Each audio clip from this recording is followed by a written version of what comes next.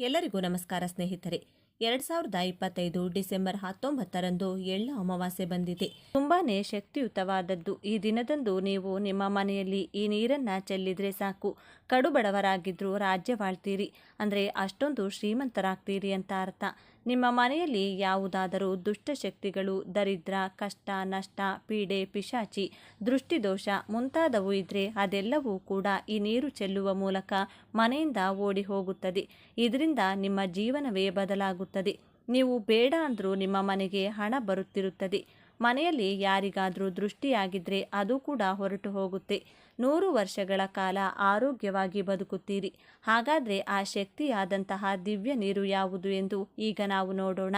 ಆದರೆ ಅದಕ್ಕೂ ಮುಂಚೆ ನೀವಿನ್ನು ನಮ್ಮ ಚಾನಲ್ನ ಸಬ್ಸ್ಕ್ರೈಬ್ ಮಾಡ್ಕೊಂಡಿಲ್ಲ ಅಂದರೆ ಖಂಡಿತ ಈಗಲೇ ಸಬ್ಸ್ಕ್ರೈಬ್ ಮಾಡ್ಕೊಳ್ಳಿ. ಹಾಗೆ ಈ ವಿಡಿಯೋ ಇಷ್ಟ ಆದರೆ ಮರೆಯದೆ ಒಂದು ಲೈಕ್ ಕೊಡಿ. ಎಲ್ಲರೂ ಭಕ್ತಿಯಿಂದ ಓಂ ಶ್ರೀ ಮಹಾಲಕ್ಷ್ಮಿ ನಮಃ ಅಂತ ಕಮೆಂಟ್ ಮಾಡಿ. ನಮ್ಮ ಸನಾತನ ಧರ್ಮದ ಪ್ರಕಾರ ಮನುಷ್ಯರು ಇಷ್ಟ ಬಂದಾಗ ಸಮುದ್ರ ಸ್ನಾನ ಮಾಡುವಂತಿಲ್ಲ. ಖಂಡಿತವಾಗಿಯೂ ಮಾಡಬೇಕಾದ ಕೆಲಸಗಳಲ್ಲಿ ಅಥವಾ ವಿಧಿಗಳಲ್ಲಿ ಸಮುದ್ರ ಸ್ನಾನ ಕೂಡ. ಈ ಅಮಾವಾಸ್ಯೆ ಅಥವಾ ಹುಣ್ಣಿಮೆಯಂದು ಕೆಲವು ಅಳಲೆಕಾಯಿಗಳನ್ನು ಸಮುದ್ರದಲ್ಲಿ ಎಸೆದು ಸಮುದ್ರ ನೀರಿನಲ್ಲಿ ಸ್ನಾನ ಮಾಡೋದ್ರಿಂದ ಪೂರ್ತಿಯಾಗಿ ಆ ವ್ಯಕ್ತಿಗಿರುವಂಥ ನರದೃಷ್ಟಿ ಹೊರಟು ಹೋಗುತ್ತದೆ. ಇನ್ನು ಜೀವನದಲ್ಲಿ ಎಂದೂ ಕೂಡ ಆ ವ್ಯಕ್ತಿಗೆ ನರದೃಷ್ಟಿ ತಗುಲುವುದಿಲ್ಲ ಎಂದು ನಮ್ಮ ಶಾಸ್ತ್ರಗಳು ಹೇಳುತ್ತಿವೆ. ನಮ್ಮ ದೇಹಕ್ಕೆ ಶಕ್ತಿ ತುಂಬಿಕೊಳ್ಳಲು ನಾವು ಈ ದಿನದಂದು ಜಪ, ತಪ, ಧ್ಯಾನ, ಪೂಜೆ ಮುಂತಾದವುಗಳನ್ನು ಮಾಡಬೇಕು. ಅದರಲ್ಲೂ ಅಮಾವಾಸ್ಯೆ ತುಂಬಾನೇ ಪ್ರತ್ಯೇಕವಾದದ್ದು. ಬಹುಶಃ ಯಾವ ಅಮಾವಾಸ್ಯೆಗೂ ಇರದಂಥ ಪ್ರತ್ಯೇಕ ಲಕ್ಷಣಗಳು ಈ ಅಮಾವಾಸ್ಯೆಗಿದೆ.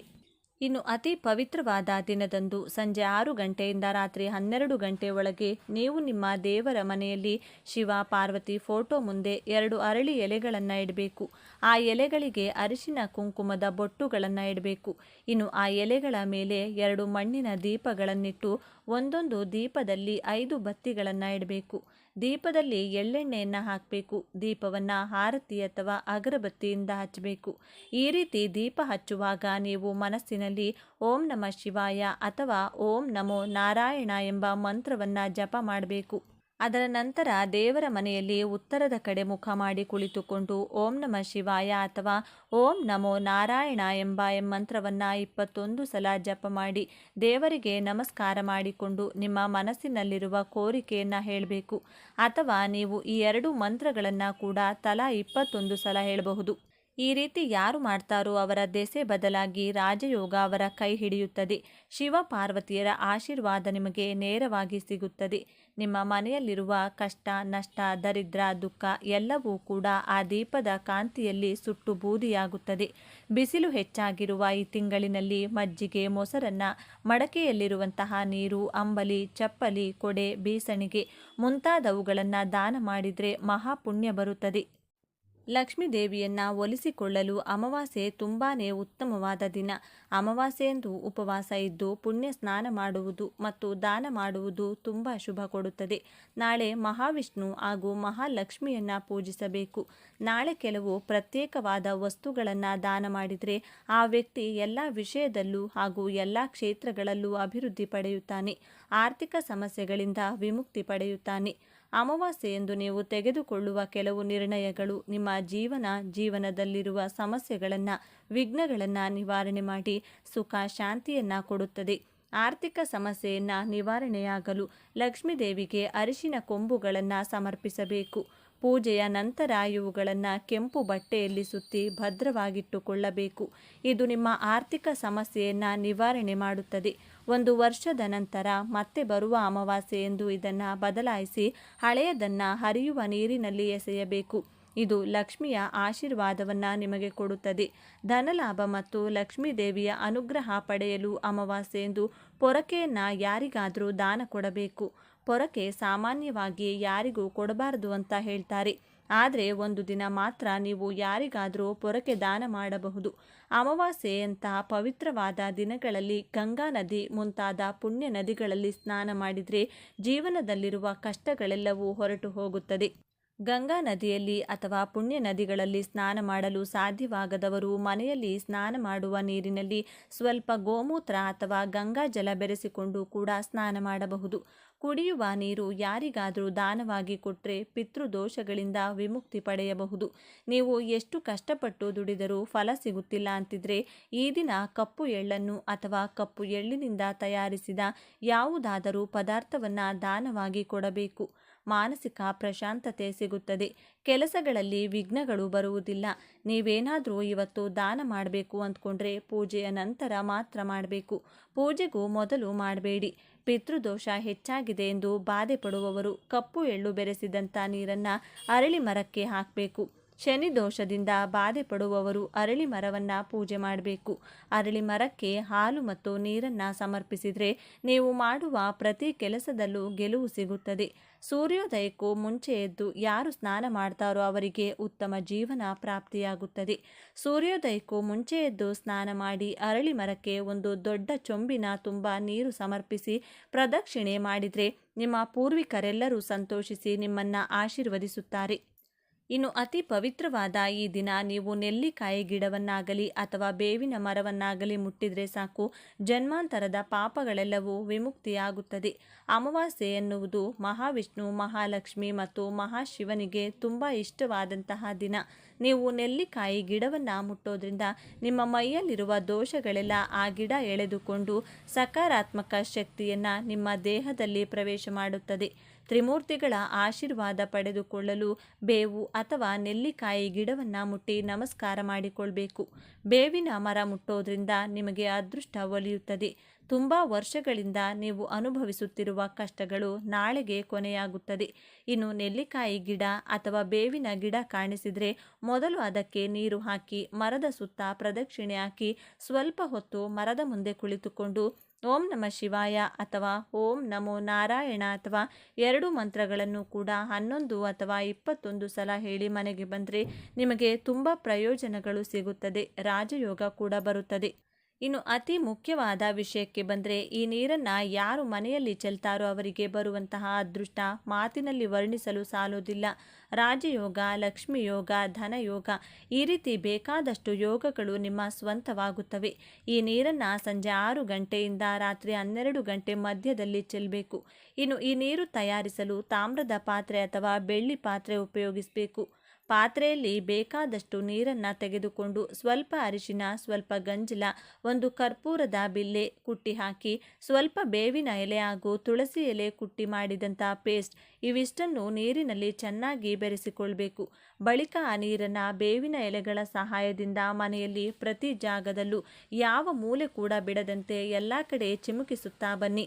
ನೆಲದ ಮೇಲೆ, ಕಬೋರ್ಡ್ಗಳ ಒಳಗೆ, ಬಾತ್ರೂಮ್ ಒಳಗೆ, ಮನೆಯಲ್ಲಿ ಸೈಕಲ್, ಬೈಕ್, ಕಾರ್ ಮುಂತಾದ ವಾಹನಗಳಿದ್ರೆ ಅದರ ಮೇಲೆ ಮತ್ತು ಗೋಡೆಗಳ ಮೇಲೂ ಕೂಡ ಚಿಮುಕಿಸಬೇಕು. ಕೊನೆಯಲ್ಲಿ ಉಳಿದ ನೀರನ್ನು ಬಾಗಿಲ ಹೊರಗಡೆ ನಿಂತ್ಕೊಂಡು ಮನೆಗೆ ದೃಷ್ಟಿ ತೆಗೆದು ಆ ನೀರನ್ನು ನಿಮ್ಮ ಹೊಸಿಲಿನ ಮೇಲೆ ಚೆಲ್ಲಬೇಕು. ಹೊಸಿಲು ಇರದಿದ್ದರೆ ಮನೆ ಮುಂದೆ ಚೆಲ್ಲಿದರೂ ಸರಿ ಹೋಗುತ್ತದೆ. ಈ ಪರಿಹಾರವನ್ನು ನೀವು ಪೂಜೆಯ ನಂತರ ಮಾತ್ರ ಮಾಡಬೇಕು. ರಾತ್ರಿ 12 ಗಂಟೆ ಒಳಗಡೆ ಮಾಡಬೇಕು. ನೀವು ಈ ನೀರನ್ನು ದೇವರ ಮನೆಯಲ್ಲಿಟ್ಟು ಮೊದಲು ಪೂಜೆ ಮಾಡಿದ ಬಳಿಕ ಆ ನೀರಿನಿಂದ ನಾನು ಹೇಳ್ದಂತೆ ಮಾಡಬೇಕು.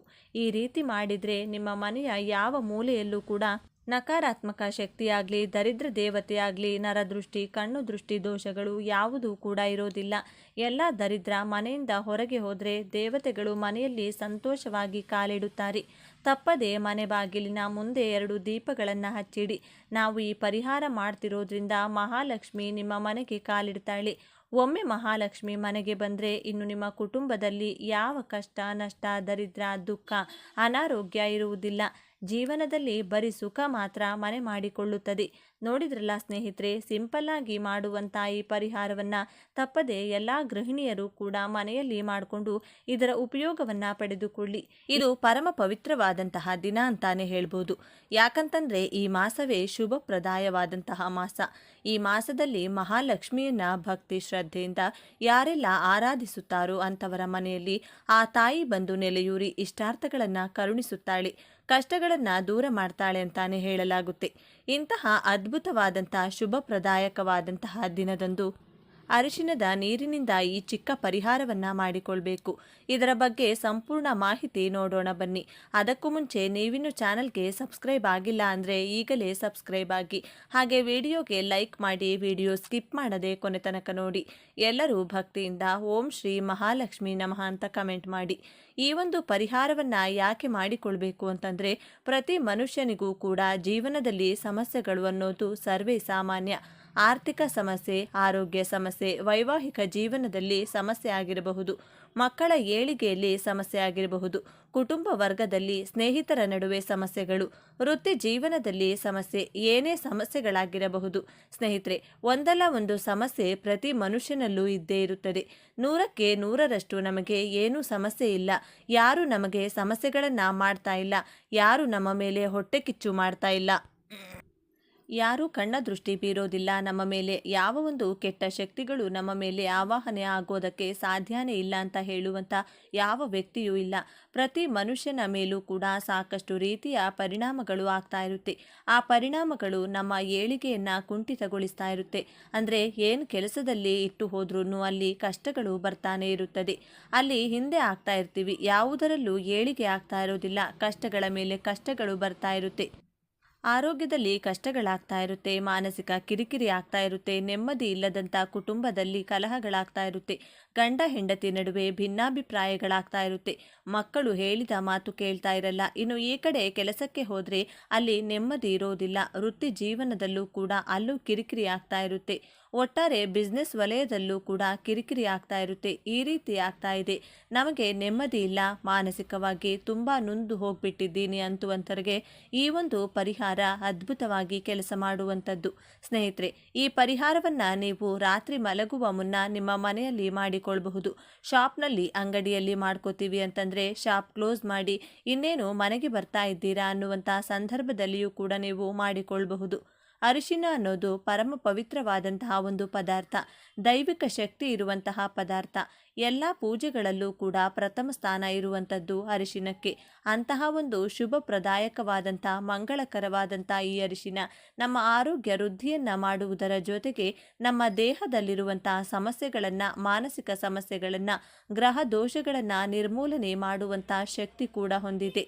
ಇಂತಹ ಒಂದು ಅದ್ಭುತವಾದಂತಹ ಅರಿಶಿನದಿಂದ ಈ ಒಂದು ತಂತ್ರವನ್ನು ಮಾಡಿಕೊಳ್ಳಿ. ಈ ಒಂದು ತಂತ್ರವನ್ನು ನಮಗೆ ಪರಿಹಾರ ಶಾಸ್ತ್ರದಲ್ಲಿ ತಿಳಿಸಿಕೊಟ್ಟಿರುವಂಥದ್ದು. ಪರಿಹಾರ ಶಾಸ್ತ್ರದಲ್ಲಿ ನಮ್ಮ ಮನುಷ್ಯನಿಗೆ ಆಗುವಂಥ ಕಷ್ಟಗಳನ್ನು, ನೋವುಗಳನ್ನು ನಿವಾರಣೆ ಮಾಡಿಕೊಳ್ಳೋದಕ್ಕೆ, ತೊಂದರೆಗಳನ್ನು ದೂರ ಮಾಡಿಕೊಳ್ಳೋದಕ್ಕೆ ಅಂತಹ ಸಾಕಷ್ಟು ರೀತಿಯ ತಂತ್ರಗಳನ್ನು ನಮಗೆ ನಿತ್ಯ ಜೀವನದಲ್ಲಿ ಸುಲಭವಾಗಿ ಲಭಿಸುವಂತಹ ಪದಾರ್ಥಗಳಲ್ಲಿ ಮಾಡಿಕೊಳ್ಳಬಹುದು ಅಂತ ತಿಳಿಸಿಕೊಟ್ಟಿದ್ದಾರೆ. ಅದರಲ್ಲಿ ಈ ಅರಿಶಿನದ ಪರಿಹಾರ ಕೂಡ ಒಂದು. ಸ್ನೇಹಿತರೆ, ಈ ಅರಿಶಿನದ ಪರಿಹಾರ ಅದ್ಭುತವಾಗಿ ಕೆಲಸ ಮಾಡುವಂಥದ್ದು. 24 ಗಂಟೆಯಲ್ಲಿ ನಿಮ್ಮ ಜೀವನದ ದಿಕ್ಕು ಬದಲಾಯಿಸುವಂಥದ್ದು. ರಾತ್ರಿ ಪರಿಹಾರ ಮಾಡಿಕೊಂಡ್ರೆ ಬೆಳಗಿನಷ್ಟೊತ್ತಿಗೆ ನಿಮಗೆ ಮಾನಸಿಕವಾಗಿ ನೆಮ್ಮದಿ ಸಿಗುತ್ತೆ. ಮನೆಯಲ್ಲಿ ಒಂದು ರೀತಿಯ ಸುಖ, ಸಂತೋಷ, ಸಮೃದ್ಧಿ ಸಿಗುತ್ತದೆ. ಮಕ್ಕಳ ನಡುವೆ ಇರುವಂತಹ ಸಮಸ್ಯೆಗಳು ದೂರವಾಗುತ್ತದೆ. ಗಂಡ ಹೆಂಡತಿ ನಡುವೆ ಇರುವಂತಹ ಸಮಸ್ಯೆಗಳು ದೂರವಾಗುತ್ತದೆ. ವೃತ್ತಿ ಜೀವನದಲ್ಲಿ ಆಗ್ತಿರುವಂತಹ ಸಮಸ್ಯೆಗಳು ದೂರವಾಗುತ್ತದೆ. ಅಕ್ಕಪಕ್ಕ ನೀವು ಬಿಸ್ನೆಸ್ ಮಾಡುವಂತಹ ವಲಯದಲ್ಲಿರಬಹುದು, ಅಲ್ಲೂ ಕೂಡ ಒಂದು ನೆಮ್ಮದಿಯನ್ನು ಕಾಣ್ತೀರಾ. ಅಷ್ಟೇ ಅಲ್ಲದೆ ಒಳ್ಳೆಯ ಒಂದು ಲಾಭಾಂಶವನ್ನು ಕೂಡ ನೋಡ್ತೀರಾ. ಇದುವರೆಗೂ ನಷ್ಟಗಳನ್ನು ಅನುಭವಿಸ್ತಾ ಇದ್ದೀರಾ, ಕಷ್ಟಗಳನ್ನೇ ಅನುಭವಿಸ್ತಾ ಇದ್ದೀರಾ, ದುಃಖ ದುಮ್ಮಾನಗಳನ್ನೇ ಅನುಭವಿಸ್ತಿದ್ದೀರಾ ಅಂತಂದರೆ ಈ ಪರಿಹಾರ ಮಾಡಿಕೊಂಡ ನಂತರ ಖಂಡಿತವಾಗಿಯೂ ಜೀವನದಲ್ಲಿ ಸಾಕಷ್ಟು ಬದಲಾವಣೆಗಳನ್ನು ಗಮನಿಸುತ್ತೀರಾ. ಯಾಕಂದರೆ ಅರಿಶಿನಕ್ಕೆ ಅಂತಹ ಒಂದು ಶಕ್ತಿ ಇದೆ. ಲಕ್ಷ್ಮಿಯ ಒಂದು ವೃದ್ಧಿ ಆಗುತ್ತೆ ಅಂದರೆ ಧನಾಭಿವೃದ್ಧಿ ಆಗುತ್ತೆ. ಕಷ್ಟಗಳು, ದೋಷಗಳು, ಕಣ್ಣ ದೃಷ್ಟಿಗಳು, ನರದೃಷ್ಟಿಗಳು, ಮಾಟ ಮಂತ್ರ, ಯಾವುದೇ ಅಗೋಚರ ಶಕ್ತಿ, ಯಾವುದೇ ಕಣ್ಣಿಗೆ ಕಾಣದಂಥ ಏನೋ ಒಂದು ಕೆಟ್ಟ ಶಕ್ತಿಗಳು ನಿಮ್ಮ ಸುತ್ತಮುತ್ತ ಸುತ್ತುತ್ತಿದ್ದು ನಿಮ್ಮ ಮನೆಯಲ್ಲಿ ಬಂದು ಆಹ್ವಾನಿಯಾಗಿ ನೀವು ವೃತ್ತಿ ಮಾಡುವಂಥ ಜಾಗದಲ್ಲಿ ಆವಾಹನೆಯಾಗಿದ್ದರೆ ಅವೆಲ್ಲವನ್ನು ಹೋಗುವಂತಹ ಅದ್ಭುತವಾದಂತಹ ಪರಿಹಾರ ಅಂತ ನಮಗೆ ಪರಿಹಾರ ಶಾಸ್ತ್ರದಲ್ಲಿ ತಿಳಿಸಿಕೊಟ್ಟಿದ್ದಾರೆ. ಸ್ನೇಹಿತರೆ, ಈ ಪರಿಹಾರ ಮಾಡಿಕೊಂಡ ನಂತರ ಜೀವನದ ದಿಕ್ಕು ಬದಲಾಗುತ್ತದೆ. ಇದನ್ನು ಶುಕ್ರವಾರದ ದಿನ, ಗುರುವಾರದ ದಿನ 2 ದಿನನೂ ಮಾಡಿಕೊಳ್ಳಬಹುದು, ಭಾನುವಾರದ ದಿನನೂ ಮಾಡಿಕೊಳ್ಳಬಹುದು. ಆದರೆ ಶುಕ್ರವಾರ ಮತ್ತು ಗುರುವಾರ ಶುಭಪ್ರದಾಯಕವಾದಂತಹ ದಿನವಾಗಿರೋದ್ರಿಂದ ಈ ದಿನ ನೀವು ಮಾಡಿಕೊಂಡ್ರೆ ತುಂಬಾ ಒಳ್ಳೆಯದು. ಅಮಾವಾಸ್ಯೆ, ಪೌರ್ಣಮಿ ದಿನಗಳಲ್ಲೂ ಕೂಡ ಮಾಡಿಕೊಳ್ಳಬಹುದು. ಅದ್ಭುತವಾಗಿ ನಿಮಗೆ ಫಲವನ್ನು ಕೊಡುತ್ತೆ, ಹಾಗಾಗಿ ಮಾಡಿಕೊಳ್ಳಿ. ಈ ದಿನ ರಾತ್ರಿ ಇನ್ನೇನು ನಿಮ್ಮ ಕೆಲಸ ಕಾರ್ಯಗಳನ್ನೆಲ್ಲ ಮುಗಿಸಿ ಮಲ್ಕೋತಾ ಇದ್ದೀರಾ ಅನ್ನುವಂಥ ಸಂದರ್ಭದಲ್ಲಿ ಅಂಗಡಿ ಶಾಪಲ್ಲಿ ಮಾಡ್ತೀನಿ ಅಂತಂದರೆ ಅಂಗಡಿ ಶಾಪ್ ಕ್ಲೋಸ್ ಮಾಡಿ ದೃಷ್ಟಿಗಿಷ್ಟಿ ಎಲ್ಲ ತೆಗೆದು ಲಾಸ್ಟಲ್ಲಿ ಇನ್ನೇನು ಮನೆಗೆ ಬರ್ತಾ ಇದ್ದೀವಿ ಅನ್ನುವಾಗ ಮಾಡ್ಕೊಳ್ಬಹುದು. ಬೇಕಾಗಿರುವಂಥದ್ದು ಒಂದು ಗಾಜಿನ ಲೋಟ. ಗಾಜು ಅನ್ನೋದು ಕುಜಕಾರಕ, ಗಾಜಿನಿಂದಲೇ ಮಾಡಿಕೊಳ್ಳಬೇಕು. ಇದನ್ನು ಯಾವುದೇ ಪ್ಲಾಸ್ಟಿಕ್ ಸ್ಟೀಲ್ ಲೋಟದಿಂದ ಮಾಡಿಕೊಳ್ಬೇಡಿ. ಗಾಜಿನ ಲೋಟವನ್ನು ತೆಗೆದುಕೊಂಡು ಪರಿಶುದ್ಧವಾದಂಥ ನೀರನ್ನು ಒಂದು ಮುಕ್ಕಾಲು ಭಾಗದಷ್ಟು ನೀವು ಹಾಕ್ಕೊಳ್ಬೇಕಾಗುತ್ತೆ. ಪರಿಶುದ್ಧವಾದಂತಹ ನೀರನ್ನು ಮುಕ್ಕಾಲು ಭಾಗ ಹಾಕ್ಕೊಳ್ಳಿ. ಆದರೆ ಈ ಒಂದು ಪರಿಹಾರ ಮಾಡ್ಕೊಳ್ಬೇಕಾದ್ರೆ ರಹಸ್ಯವಾಗಿ ಮಾಡ್ಕೊಳ್ಬೇಕು. ಮನೆ ಮಂದಿಗೆಲ್ಲ ತಿಳಿಯೋ ರೀತಿ ಮಾಡಿಕೊಳ್ಬೇಕು. ರಹಸ್ಯವಾಗಿ ಮನೆ ಮಂದಿಯೆಲ್ಲ ಮಲ್ಕೊಂಡಿದ್ದಾರೆ ಅನ್ನುವಾಗ ಮಾಡ್ಕೊಳ್ಳಿ. 1 ಸ್ಪೂನಷ್ಟು ಇದರಲ್ಲಿ ಅರಿಶಿನವನ್ನು ಹಾಕ್ಕೊಳ್ಬೇಕಾಗುತ್ತದೆ. 1 ಸ್ಪೂನ್ ಅರಿಶಿನವನ್ನು ಹಾಕ್ಕೊಂಡು ಅದರ ಜೊತೆಗೆ 1 ಸ್ಪೂನ್ ಕಲ್ಲುಪ್ಪನ್ನು ಹಾಕ್ಕೊಳ್ಬೇಕಾಗುತ್ತೆ. ಈ ಮುಕ್ಕಾಲು ಭಾಗ ನೀರಿನಲ್ಲಿ 1 ಸ್ಪೂನ್ ಅರಿಶಿನ, 1 ಸ್ಪೂನ್ ಕಲ್ಲುಪ್ಪನ್ನು ಹಾಕ್ಕೊಳ್ಳಿ. ಹಾಗೆ ಅದರ ಜೊತೆಗೆ 7 ಕಾಳು ಮೆಣಸುಗಳನ್ನು ಹಾಕ್ಕೊಳ್ಳಿ. 7 ಕಾಳು ಮೆಣಸುಗಳನ್ನು ಹಾಕ್ಕೊಂಡು ಆ ನಂತರವಾಗಿ ಅದರ ಜೊತೆಗೆ ಒಂದು ₹5 ಅಥವಾ ₹1 ನಾಣ್ಯವನ್ನು ಹಾಕ್ಕೊಳ್ಳಿ. ಸ್ನೇಹಿತರೆ, ಇಷ್ಟೇ ಹಾಕ್ಕೊಳ್ಬೇಕಾಗಿರೋದು. 1 ಸ್ಪೂನ್ ಅರಿಶಿನ, 1 ಸ್ಪೂನ್ ಕಲ್ಲುಪ್ಪು, 7 ಕಾಳು ಮೆಣಸು, ಅದರ ಜೊತೆಗೆ ₹1 ಅಥವಾ ₹5 ನಾಣ್ಯ ಇಷ್ಟನ್ನು ಹಾಕ್ಕೊಂಡು ಅದನ್ನು ನಿಮ್ಮ ಮನೆಯ ಈಶಾನ್ಯ ಮೂಲೆಯಲ್ಲಿಡಬೇಕು. ಈಶಾನ್ಯ ಮೂಲೆ ಯಾವಾಗಲೂ ಖಾಲಿಯಾಗಿರಬೇಕು ಅಂತ ಹೇಳ್ತಾರೆ. ಅಲ್ಲಿ ಭಾರವಾದಂತಹ ವಸ್ತುಗಳನ್ನಿಡಬಾರದು. ಈಶಾನ್ಯ ಮೂಲೆಯನ್ನು ನಿಮ್ಮ ಮನೆಯಲ್ಲಿ ಏನಾದರೂ ನೀವು ಗಮನದಲ್ಲಿ ಇಲ್ಲ ಅಂತಂದರೆ ಈಶಾನ್ಯ ಮೂಲೆ ಖಾಲಿ ಇದೆಯಾ ಅಂತ ಚೆಕ್ ಮಾಡಿ. ಏನಾದರೂ ಭಾರವಾಗಿರುವ ವಸ್ತುಗಳನ್ನು ಇಟ್ಟರೆ ಅಲ್ಲಿಂದ ತೆಗಿರಿ. ಇಲ್ಲಿ ನೀರಿನ ಅಂಶ ಇರಬೇಕು ಅಂತ ಹೇಳ್ತಾರೆ. ನಮಗೆ ವಾಸ್ತುಶಾಸ್ತ್ರದ ಪ್ರಕಾರವಾಗಿ ಈ ಈಶಾನ್ಯ ಮೂಲೆಯಲ್ಲಿ ಈ ಗಾಜಿನ ಲೋಟದಲ್ಲಿರುವಂಥ ಈ ಇಷ್ಟು ಪದಾರ್ಥಗಳನ್ನು ಸೇರಿಸಿ ಮಾಡಿಕೊಂಡಿರುವಂಥ ಈ ಅದ್ಭುತ ಪರಿಹಾರದ ನೀರನ್ನು ಅಲ್ಲಿ ಇಟ್ಬಿಡಿ. ರಾತ್ರಿ ಮಲಗುವಾಗ ಇಟ್ಬಿಟ್ಟು ಬೆಳಗ್ಗೆ ಎದ್ದ ತಕ್ಷಣ ನೀರನ್ನು ತೆಗೆದುಕೊಂಡು ಹೋಗಿ ಯಾರೂ ತುಳಿಯಬಾರದ ಜಾಗದಲ್ಲಿ ಹಾಕಿ. ಮನೆಯಿಂದ ತೆಗೆದುಕೊಂಡು ಹೋಗಬೇಕಾದ್ರೆ ಸ್ವಲ್ಪ ಎಚ್ಚರ ವಹಿಸಬೇಕು. ಎಲ್ಲೂ ಚೆಲ್ಲಬಾರ್ದು, ಚಿಮುಕಿಸಬಾರದು. ಆ ರೀತಿ ನೋಡಿಕೊಂಡು ತೆಗೆದುಕೊಂಡು ಹೋಗಿ ಅದನ್ನು ಡ್ರೈನೇಜಲ್ಲಿ ಆಗಿರಲಿ ಒಟ್ಟಾರೆಯಾಗಿ ಮನೆಯಿಂದ ಹೊರಗಡೆ ಅದನ್ನು ಚೆಲ್ಲಬೇಕಾಗುತ್ತದೆ. ಅದನ್ನು ಚೆಲ್ಲಿ ಆ ಲೋಟವನ್ನೆಲ್ಲ ಚೆನ್ನಾಗಿ ತೊಳೆದು ಆ ನಂತರವಾಗಿ ಮನೆ ಒಳಗೆ ತನ್ನಿ. ಇಷ್ಟೇ ಸ್ನೇಹಿತರೆ ನೀವು ಮಾಡಬೇಕಾಗಿರೋದು. ಪ್ರತಿ ಶುಕ್ರವಾರ ಮಾಡಿಕೊಂಡು ನೋಡಿ, ಪ್ರತಿ ಗುರುವಾರ ಬೇಕಾದರೂ ಮಾಡ್ಕೊಳ್ಳಿ, ಇಲ್ಲ ಅಮಾವಾಸ್ಯೆ ಪೌರ್ಣಮಿಗಾದರೂ ಮಾಡ್ಕೊಳ್ಳಿ. ನೀವೇ ಮನೆಯಲ್ಲಿ ಸಾಕಷ್ಟು ಬದಲಾವಣೆಗಳನ್ನು ಗಮನಿಸ್ತೀರಾ. ಆರ್ಥಿಕವಾಗಿ ವೃದ್ಧಿ ಆಗ್ತೀರಾ. ವ್ಯಾಪಾರ ವಹಿವಾಟು ಮಾಡೋ ಸ್ಥಳದಲ್ಲಿ ಮಾಡ್ಕೋತೀರಾ. ಅಂದರೆ ಬೆಳಿಗ್ಗೆ ನೀವು ವ್ಯಾಪಾರ ವಹಿವಾಟು ಮಾಡುವಂಥ ಸ್ಥಳಕ್ಕೆ ಹೋದಾಗ ಅಲ್ಲಿಂದ ತೆಗೆದು ಹೊರಗಡೆ ಚೆಲ್ಬಿಡಿ. ಮನೆ ಒಳಗಡೆ ಯಾವ ಕಾರಣಕ್ಕೂ ಚೆಲ್ಲಬಾರ್ದು. ನೀವು ತುಳಿಯುವಂತಹ ದಾಟುವಂಥ ಜಾಗದಲ್ಲಿ ಚೆಲ್ಲಬಾರ್ದು. ಮತ್ತೆ ಅದನ್ನು ತುಳಿಬಾರ್ದು. ಇದೆಲ್ಲ ಮನೆಯಲ್ಲಿರುವಂಥ ಕೆಟ್ಟ ಶಕ್ತಿಗಳನ್ನು, ನೆಗೆಟಿವಿಟಿಗಳನ್ನು, ಗೋಚರ ಶಕ್ತಿಗಳನ್ನೆಲ್ಲ ತನ್ನತ್ತ ಎಳೆದು ಇಟ್ಕೊಂಡಿರುತ್ತದೆ. ದಾರಿದ್ರ್ಯವನ್ನು ತನ್ನ ಹತ್ತಿರ ಎಳೆದು ಇಟ್ಕೊಂಡಿರುತ್ತದೆ. ಬೆಳಿಗ್ಗೆ ಎದ್ದ ತಕ್ಷಣ ಅದನ್ನು ಚೆಲ್ಲೋದ್ರಿಂದ ಮನೆಯಲ್ಲಿರುವ ಸರ್ವ ದಾರಿದ್ರ್ಯಗಳು ಕೂಡ ದೂರವಾಗುತ್ತೆ. ಗಾಜಿನ ಲೋಟದ ಮುಖಾಂತರ, ಕಲ್ಲುಪ್ಪಿನ ಮುಖಾಂತರ, ಅರಿಶಿನದ ಮುಖಾಂತರ ಎಲ್ಲವನ್ನ ಆಕರ್ಷಿಸುತ್ತದೆ. ಕಲ್ಲುಪ್ಪಿಗೆ ಎಲ್ಲ ದೋಷಗಳನ್ನು ನಿವಾರಣೆ ಮಾಡುವಂತಹ ಶಕ್ತಿ ಇದೆ. ಅದ್ಭುತವಾದಂತಹ ಒಂದು ಪದಾರ್ಥ. ಕಾಳು ಮೆಣಸು ಕಪ್ಪಾಗಿರುತ್ತದೆ, ಘಾಟಿರುತ್ತದೆ. ಇದು ಕೂಡ ಕೆಟ್ಟ ಶಕ್ತಿಗಳನ್ನು ತನ್ನತ್ತ ಎಳೆದುಕೊಳ್ಳುತ್ತೆ. ಇನ್ನು ನೀರು ಸರ್ವಪ್ರದಾಯಕವಾದಂಥದ್ದು, ಜೀವಜಲ ಅಂತ ಹೇಳ್ತಾರೆ. ಇದನ್ನು ಕೂಡ ನಾವು ಉಪಯೋಗಿಸೋದ್ರಿಂದ ಎಲ್ಲ ಸಮಸ್ಯೆಗಳು ಶೀಘ್ರವಾಗಿ ನಿವಾರಣೆಯಾಗಿ ಅಷ್ಟೈಶ್ವರ್ಯ ವೃದ್ಧಿಯಾಗುತ್ತದೆ, ಕಷ್ಟಗಳು ದೂರವಾಗುತ್ತದೆ, ಮುಟ್ಟಿದ್ದೆಲ್ಲವೂ ಬಂಗಾರವಾಗುತ್ತದೆ. ವಿಡಿಯೋ ಉಪಯುಕ್ತವಾಗಿದ್ದರೆ ವಿಡಿಯೋಗೆ ಲೈಕ್ ಮಾಡಿ. ಎಲ್ಲರೂ ಭಕ್ತಿಯಿಂದ ಓಂ ಶ್ರೀ ಮಹಾಲಕ್ಷ್ಮಿ ಅಂತ ಕಮೆಂಟ್ ಮಾಡಿ. ಧನ್ಯವಾದಗಳು.